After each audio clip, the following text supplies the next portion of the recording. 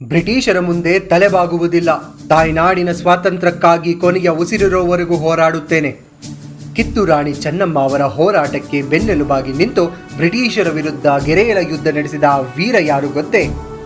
ಅವರೇ ಕ್ರಾಂತಿವೀರ ಸಂಗೊಳ್ಳಿ ರಾಯಣ್ಣ. ಸಂಗೊಳ್ಳಿ ರಾಯಣ್ಣ ಅವರು 1798 ಆಗಸ್ಟ್ 15ರಂದು ಬೆಳಗಾವಿ ಜಿಲ್ಲೆಯ ಸಂಗೊಳ್ಳಿಯಲ್ಲಿ ಜನಿಸಿದರು ಎಂದು ಸಾಮಾನ್ಯವಾಗಿ ಉಲ್ಲೇಖಿಸಲಾಗುತ್ತದೆ. ಅವರು ಕಿತ್ತೂರು ಸಂಸ್ಥಾನದ ಸೇನೆಯಲ್ಲಿ ಪ್ರಮುಖ ಯೋಧರಾಗಿದ್ದರು. 1824ರಲ್ಲಿ ಕಿತ್ತೂರು ರಾಣಿ ಚೆನ್ನಮ್ಮ ಅವರು ಬ್ರಿಟಿಷರ ವಿರುದ್ಧ ಹೋರಾಟವನ್ನು ನಡೆಸಿದಾಗ ರಾಯಣ್ಣ ಅವರು ಅವರ ಪರವಾಗಿ ಧೈರ್ಯದಿಂದ ಯುದ್ಧ ಮಾಡಿದರು. ರಾಣಿ ಚೆನ್ನಮ್ಮ ಅವರನ್ನು ಬ್ರಿಟಿಷರು ಬಂಧಿಸಿದ ನಂತರವೂ ಸಹ ರಾಯಣ್ಣ ತಮ್ಮ ಹೋರಾಟವನ್ನು ಎಂದಿಗೂ ಸಹ ನಿಲ್ಲಿಸಲಿಲ್ಲ.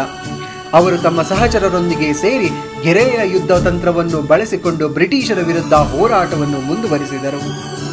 ಬ್ರಿಟಿಷರ ಖಜಾನೆ, ಆಡಳಿತ ವ್ಯವಸ್ಥೆ ಮತ್ತು ಸೈನಿಕ ಚಟುವಟಿಕೆಗಳಿಗೆ ಅವರು ನಿರಂತರವಾಗಿ ಸವಾಲುವನ್ನು ಹಾಕಿದವರು.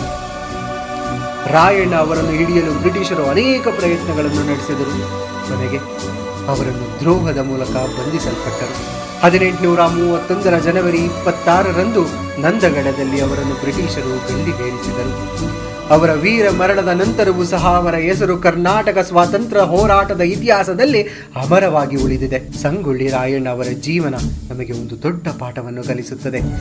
ನಾಯಕನನ್ನು ಬಂಧಿಸಬಹುದು, ಆದರೆ ಸ್ವಾತಂತ್ರ್ಯದ ಕನಸನ್ನು ಬಂಧಿಸಲು ಎಂದಿಗೂ ಸಾಧ್ಯವಿಲ್ಲ ಎಂಬ ಅವರ ಒಂದು ಘೋಷವಾಕ್ಯ ಎಂದಿಗೂ ಸಹ ಅಜರಾಮರ.